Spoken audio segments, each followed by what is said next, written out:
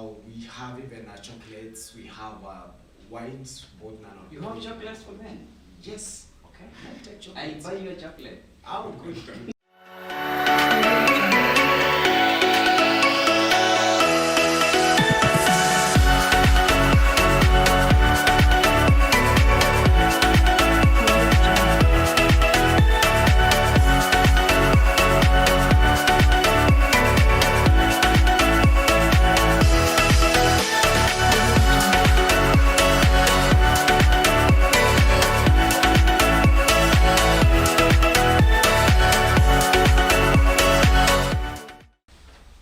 Good evening and welcome to the Train Show. My name is Hussein Robert and this is the show that puts you on a journey on matters entrepreneurship, business and leadership. Now today on this bench, we are talking to the managing director at Occasion Bloom, and Mr. Marcus Kirui is with us here. I know we are starting the show a little bit late and we are very sorry because we've been waiting for the guest to get here since he was having deliveries to make, and that tells you that the gifting industry business is booming and is doing well. On the other side also here is Mr. Antony Muchiri, and he's also, like I was mentioning before, Antony is having a lot of titles to mention, and this guy is working with OVAC. OVAC is an NGO for the youth that is transforming the lives of youths across, and is also an analyst at Zerot Fraud Risk Management. So if you have those risks to be managed and to be analyzed, this is the guy that you want to talk to, and many other titles that is working. And also it is prudent to mention that this is a student at Riara University and is very passionate about matters leadership and so on, and therefore is the current faculty president at the School of Business. Now, the norm of this discussion is that I would want to give you, how many minutes? 1 minute per person to introduce yourself. Then from there, we are going to kick off the discussion talking about business management in gift industry. Mr. Marcus, take a minute and please let us know who you are, the audience at least. Wow, thank you so much, Mr. Hussein.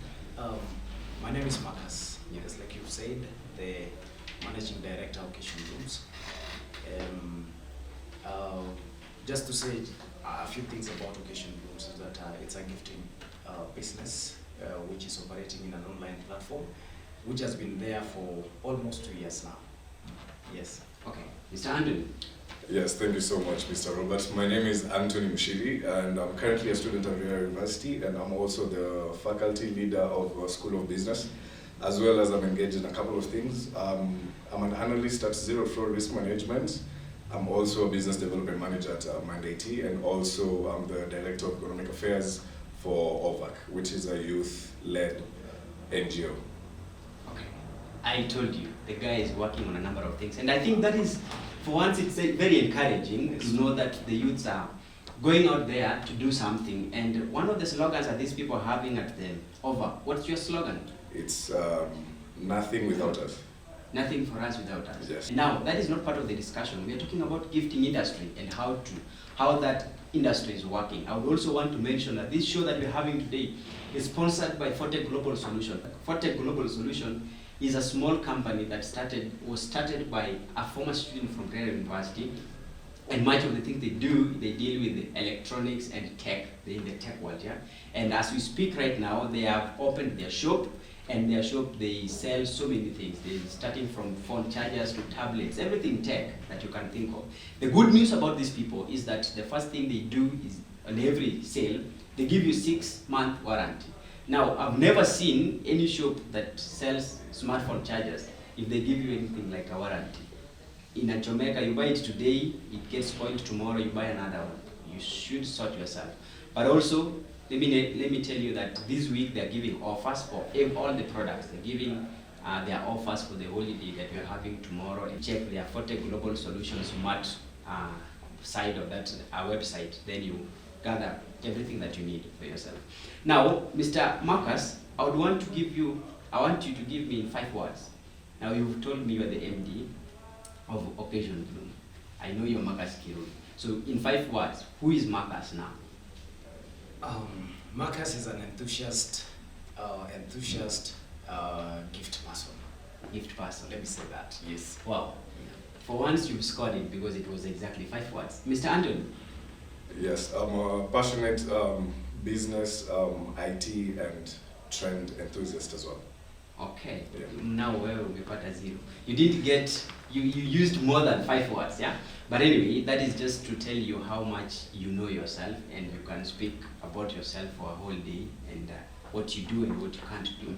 Mr. Marcus, working at Occasion Bloom, how does Occasion Bloom work? And if someone would want to associate or do a gift, get a gift from your stores, how do they go about it? Occasion Blooms works majorly on online platform.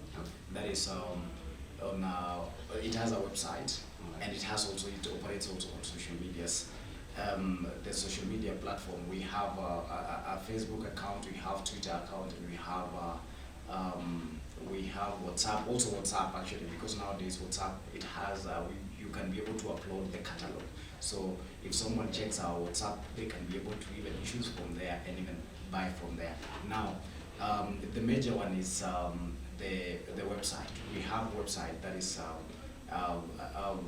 it's actually, the link is www.occasionblooms.co.ke, and it's operational. You can go there and shop there. You don't have to go and check something and then you call us. No, you can even place the order from there, and then we'll receive from our side.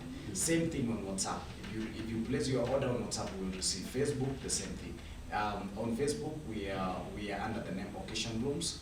On Twitter, Occasion Blooms, Occasion_Blooms. Same thing to TikTok.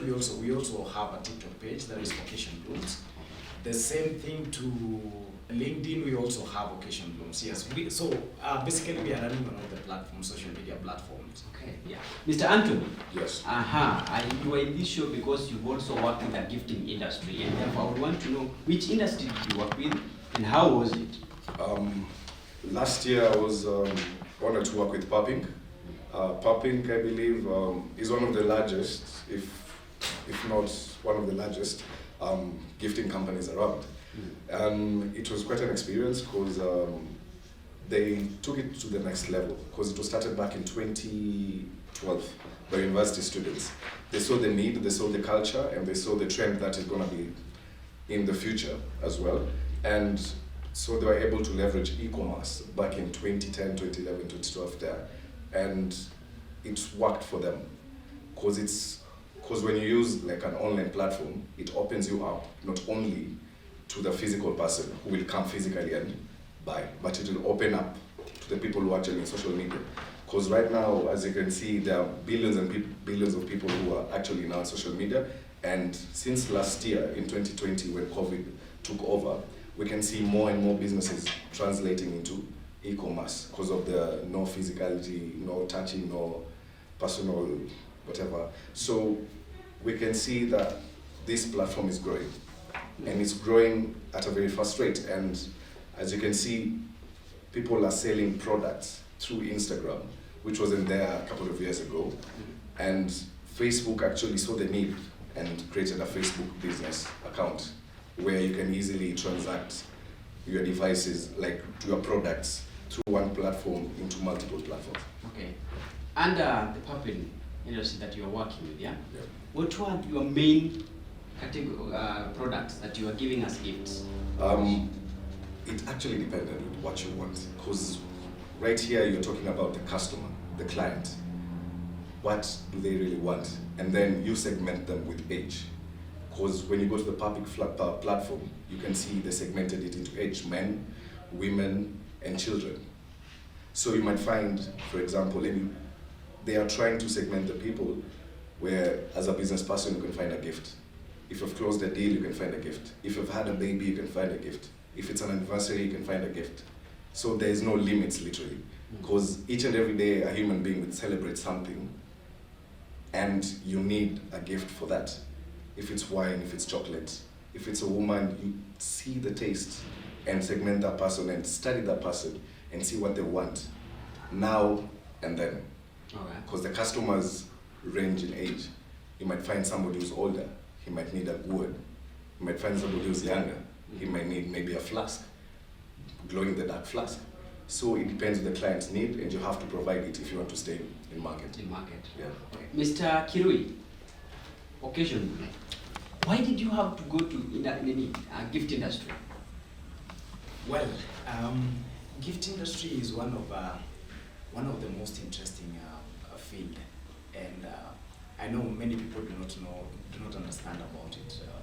You come to learn about the gift industry when you only want to surprise someone. Actually, our slogan is care, cheer, and celebrate. So, Okay. we realize that so many people are not celebrated. So many people do not feel loved. That is, they don't feel like they are cared for. Some people, they don't, there is a point where when someone is feeling down and they need to be cheered up. You understand, eh? Yeah. So, and that is why Occasion Blooms is there. Whenever you feel like you want to celebrate someone, we are the ones who can take up that thing. And it happened that most of the men are not able to carry their gifts around town, especially when the gift is accompanied by flowers. How many men can be able to carry their gift that way in town? Antony is raising his hand here. I don't know if he's one of them who can carry, but we are there to do that work. You get it? As an African man, we understand African men, they still have, even if we are trying to a little bit get modernized, we understand that African men still feel like they are unable to take something, to carry some things in front of their friends or maybe in front of the public. So that is what actually encouraged us and actually inspired us to be able to start Occasion Blooms, so that we can serve that purpose, to be able to serve the people who are unable to carry their gifts openly. Because we have actually a very special way of presenting them, and people will feel really celebrated, cheered, or even cared for. Yes. Okay. Now, my next question that I wanted to ask you, being that you're working in Occasion Bloom, is how long have you been in the field? Just not because while you are introducing yourself, you said that Occasion Bloom has been in existence for the last 2 years, almost 2 years, right? Yeah. Now, but how long have you been in the gift industry? Because in my understanding, I think that many occasions you find that someone that has been in the school of media, when they go out there, they practice, then from there they will always want to start something related to media. Someone that has been in the school of business, when they go there, they can be employed after some time. They want to start doing something that is related to what they've been practicing over time, and they've built confidence in that field and also understanding of the industry.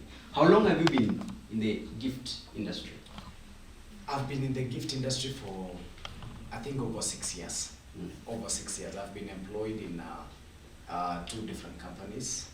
That is Memoirs Gifts and another one called Sunflowers. And during that time, it was building up the experience, the enthusiasm that is in me.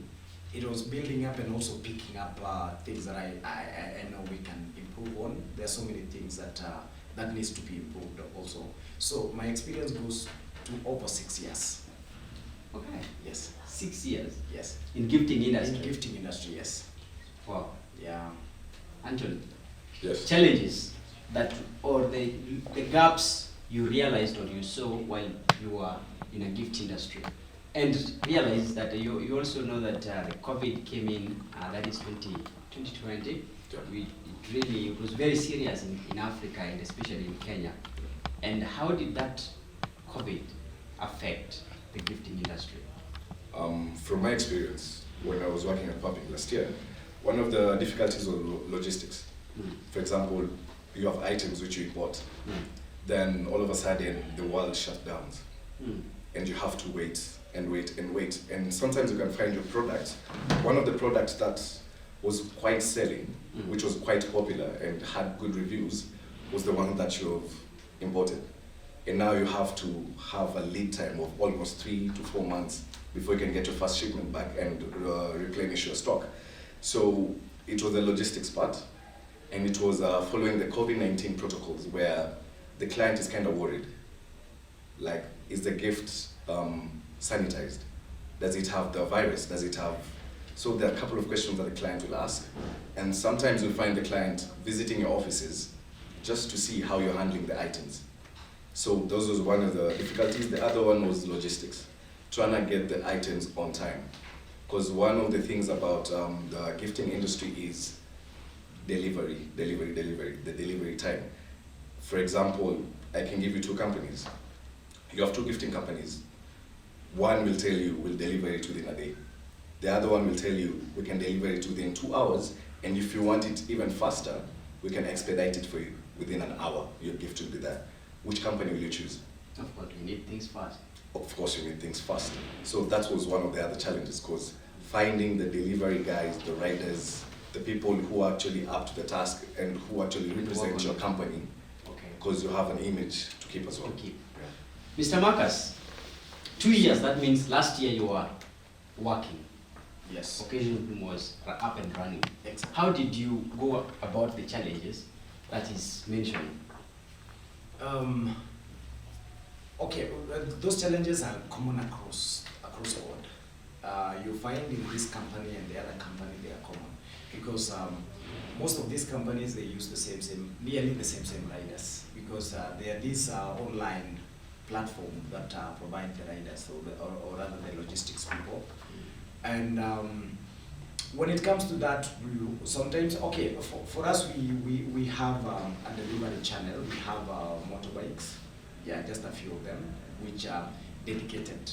They are able to do, whenever you have an order, they are very ready to just execute. And that is one way of actually blocking that challenge, or rather covering up for that challenge. I'm not also ruling out the online platform taxis and maybe the motorbikes.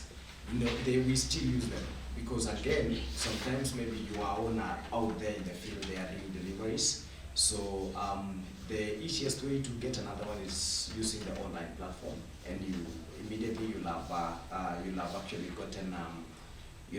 gotten the delivery person. I think he talked about the challenge of also, was it logistic they are getting from outside, maybe because of the COVID, the lockdown of the country, goods not coming. Yes, those challenges were very common, actually across board, because you realize that most of the things that you're using in gifting, just like we said, Kenya is not having a lot of these things. We have to import them. So again, we have started improvising some of these things just locally. Some people have started actually producing the things that are imported.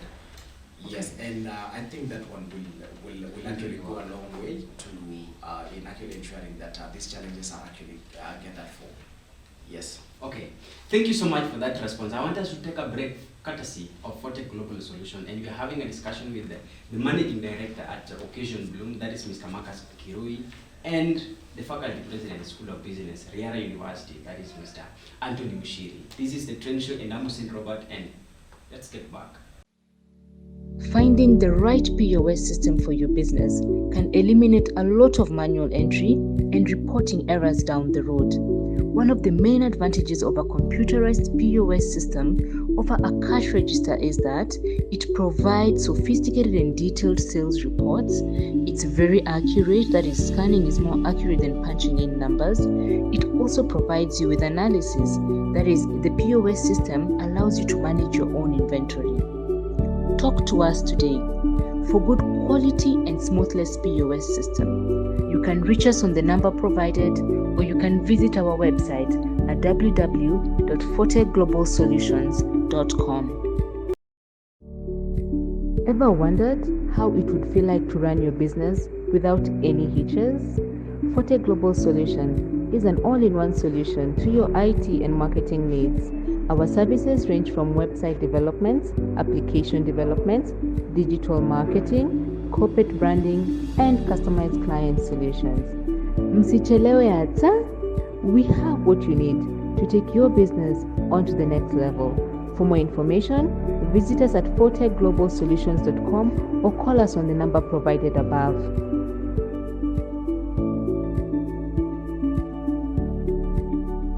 Welcome back to the Trend Show. My name is Hussein Robert, and this is a discussion that we are having based on business management in gift industry. Now, as I mentioned, we are talking to the managing director at Occasion Bloom, that is Mr. Marcus Kirui and Antony Muchiri. both these people, what they have in common is that both of them have worked in the gifting industry. And that is the discussion that we're having today. Mr. Marcus, I wanted to ask you, Mr. Antony here mentioned the challenges that he faced then when he was working, or the things that he observed. Now today you are working in the same industry, you are the boss, the one calling the shots, and therefore you know, you interact with these challenges on a daily basis. What are these challenges that you face? Just like you said, we are facing logistic challenges.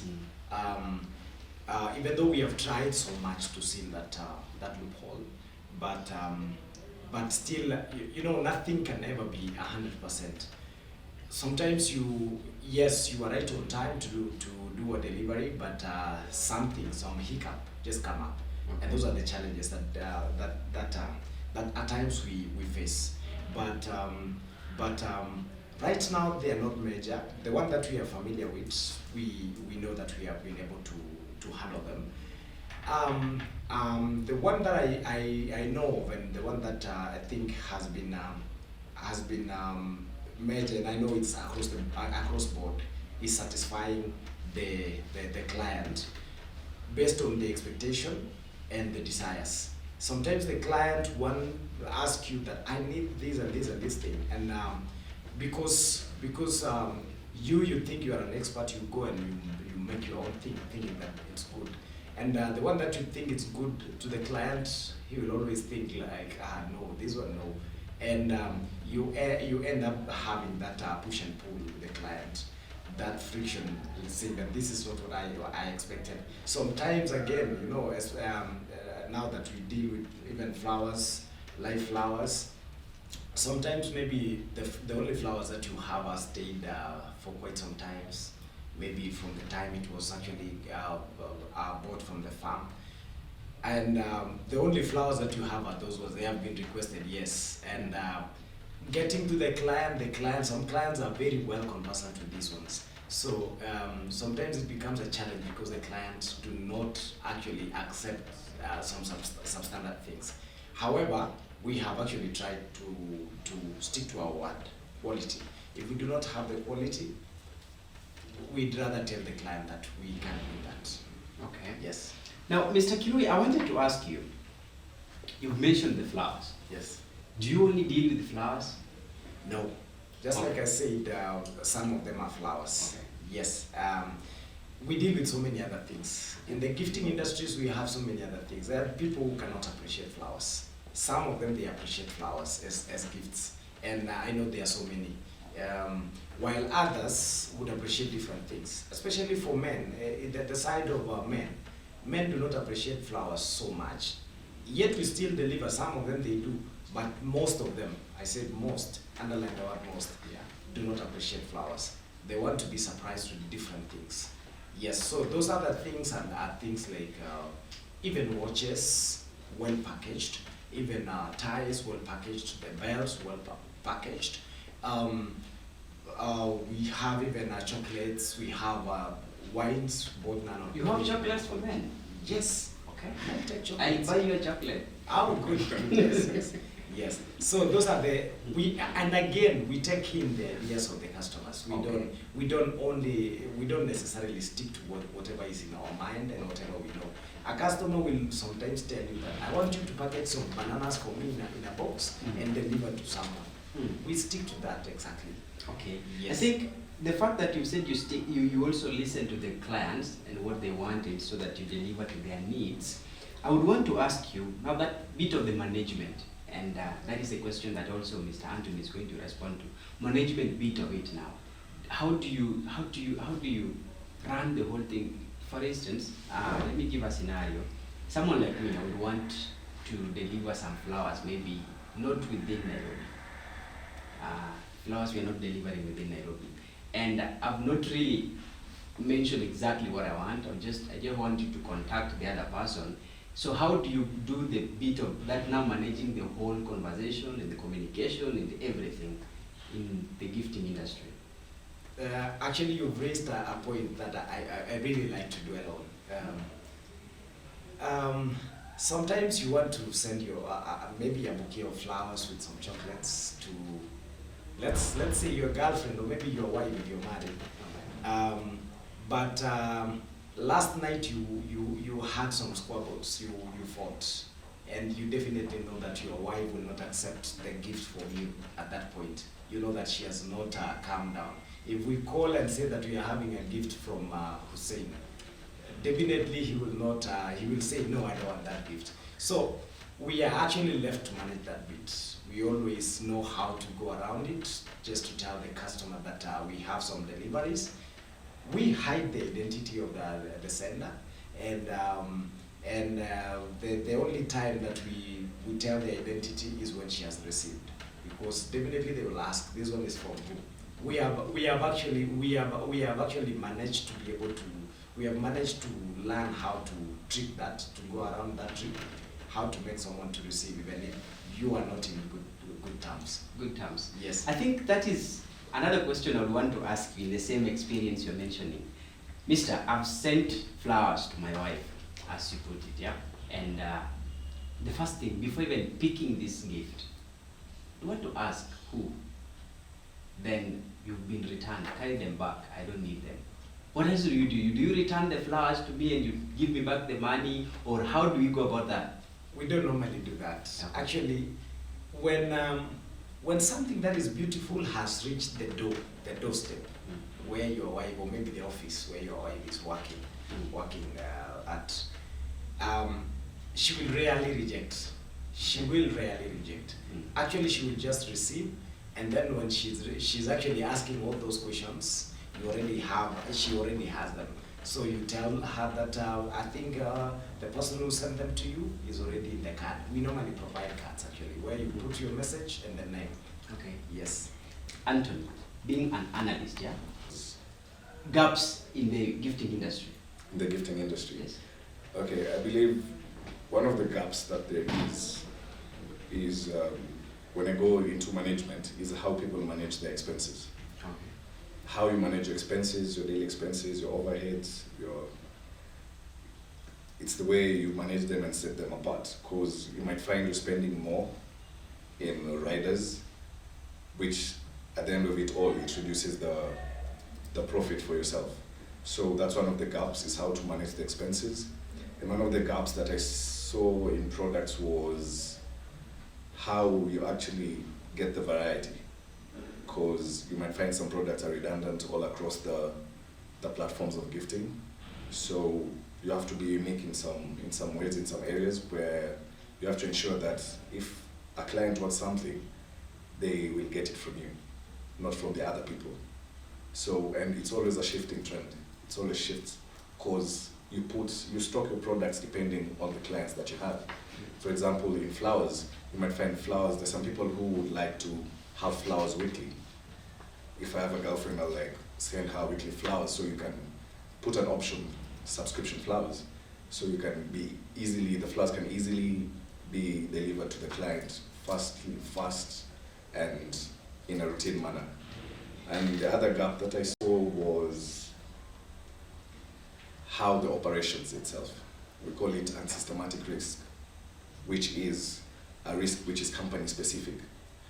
So even if we are trading on the same platform, on the same industry, there's some risks which are within our company that we have to take into control, or we have to control. So that's why you find another company is much more profitable than the other, and they are in the same industry. So one thing is that systematic risk, which is in your operations. For example, do you have customer care who are actually good at talking to people? Do they actually articulate the products that are there? Do they actually sell the brand as it's supposed to? Do they give the customers the freedom to customize their own gifts? And can you deliver? Sometimes you might find products are seasonal, and it's quite difficult to deliver what the client wants. So how do you go about it? Will you lose the customer, or will you give them a different variety or a different option? Because at the end of the day, you have to make the sale so that you can stay afloat and be competitive as well. I realize that in one way or the other, you people deal with the agricultural sector, right? Because for instance, Mr. Marcus, in your area, when you want to deliver flowers, you get your flowers from the farmers. Mr. Anthony here is also a farmer and is doing a cash crop. Yeah, cash crop Yes. farming. In which place? In Nanyuki. Nanyuki. So how is import affecting the flow of business in your area? Yes, Kenya produces a lot of flowers, and I have never seen the flowers unless the plastic flowers that can be imported to this country. Otherwise, so many flowers are in this country, and some of them they are even rotting. Yes, yeah, we are looking for markets outside actually. So if if that is important, I'm just giving the event that it is important. Of course, the first thing is the farmers will definitely be discouraged. Okay. Those who are toiling and moiling every day to see that they produce this product. And this product actually is consumed by even the high and mighty in this country. Because you go to their tables and you see there are flowers. So just imagine that you start importing them from outside the country. You will have already discouraged and killed the industry. You will have actually killed even any kind of a farming and farming in this country. Actually, I know. Let me just take you back a little bit where you were talking about the challenges that faced the industry during when the pandemic came into place in this country, COVID-19. Yes. Some of the farms actually went as far as uprooting them and actually creating some different things, different other things. They actually started building an estate, and if actually that is happening, you can imagine the future. Yes, if you go outside there and import, you can imagine the future when it's not importable. You are not able to import from outside. That means we will not have the flowers to appreciate it. Right? Yes. Yes. So that one I'm feeling like it's something that should not even be part of any discussion. Importing them, no, it should not be imported to this country. It shouldn't, yeah? Yes. I like the comment that you just made that we have a lot of flowers in this country and some are actually rotting in the farm, yeah? The suggestion that you give to the government so that how do you want the government to come in and help? Okay, I would actually advise the government to just reduce the taxation and to even encourage open markets, more markets for the people to help boost the people who are down there. There's so many people actually, they have a farm there, they have actually grown the flowers, but unfortunately they can't access the market. You know, there are people called middlemen, and the middlemen that are too bad actually. Some of us, yes, we don't grow, we get from the farmers, but we do it fairly. But there are some now which are exploitative. You get it? But if the government avail things from the seeds of these products, all the way to the market, they provide a very good market, a very reliable market of these products. Many people will start venturing into this. It's one lucrative. It's a very lucrative business, by the way. Okay. And many people who started way back, maybe 10 years ago, they are really on another level. So if the government can be able to get this message, is that let them avail the seeds and also create a very good and conducive market. Okay. Yes. That is good. Mr. Anthony. Yes. Prior to this discussion, we were talking about you and youth in agriculture. Yeah. I would want you to speak to the youths looking at that camera and talk to youths about agriculture in less than 2 minutes, yeah? And your advice to the youths, being that you are a youth yourself. Yeah. What I can tell you, the perception that they have for people who are doing agriculture should change, because it's lucrative and you can be able to farm a lot of things that can be a passive income. Because when you think about agriculture, you think about somebody who's dirty, somebody who's not earning a lot of money. But if you take a look at the population that we have, we are growing each and every day. And agriculture used to be the backbone of this country at one point of time. And right now, it's kind of going down, because you might find people are putting the coffee, because they're saying coffee doesn't have a lot of money. People are putting the tea farms, saying tea doesn't have a lot of money. Plus as well, we have competition from the neighboring countries as well. Like for example, when you find onions, you hear that onions are coming from Tanzania, and we have our own local onions, where farmers are actually growing them, and it's quite expensive to grow onions, if you take into consideration the inputs. So if we can have restrictions, not to like beat up our neighbors, but to improve ourselves first, because we're in this country together and we're supposed to support each other. So for the youths, do not shy away. It's quite lucrative. You have to find the right channels, you have to find the right crops, you have to find the right combination of crops where you won't find one crop is eating much into your capital and you find yourself you don't have enough money to complete the harvest point of that crop. So it's about planning, scheduling, and knowing the market as well. Because the market is quite tricky. It's the same as the stock exchange where you find prices are fluctuating up and down. Tomorrow is okay, today is not good. So you have to, while you wait for your crops to be harvested, you have to be at the market. You have to talk to a lot of people, because this agriculture is mostly controlled, when you go into the interior, it's mostly controlled by brokers. But if you're farming quality stuff, you can actually get into contact with these big companies like Twiga. Twiga are actually a good company. They make these crisps, onion rings and stuff. So you might enter into a contract with them and you'll be farming and they'll be coming for your produce after 3 months or so. So it's about being creative with what you do, because there's nothing that comes on a silver plate. Okay. Nothing comes on a silver plate. Mr. Marcus. Yes. Occasion bloom. The first place I had promised my viewers that you are coming with a gift. Looking at that camera, give me the last words on occasion bloom as you talk to the youth about anything that you want to talk to them about and how to make their ends meet on a daily basis, and also just maybe to venture in a few businesses here if they can't get the job that everyone is looking for on a daily basis. Wow. I don't know if you want me to answer about the gifts that I didn't come with. Okay. But the gifts are there. I want you select the people that you wanted to gift, and then we will send them the gift probably tomorrow. Okay. Or the day after tomorrow. I understand that tomorrow will be a holiday. Okay. So about what the young people can venture into. You know, young people are the most energetic, and they are the pillars of any economy. If we have the young people doing things, the economy will rise very fast. And I think they should put that in mind. I know there is a problem in this country where we feel like, if you want to start a business, oh, you need capital, you need this and that and that. I want to discourage, first of all, that notion where you start feeling like, I need to have a huge capital. Capital is, first of all, the knowledge and the idea that you have about something that you want to do. So, but if you are this kind of a person who is still holding a CV in the other hand, and in the other hand you are holding a product, then you are not decided. You need to make a decision that it's time to go for business, and then you go for business. And do not go for business because your friend has ventured into that business and has made good profits.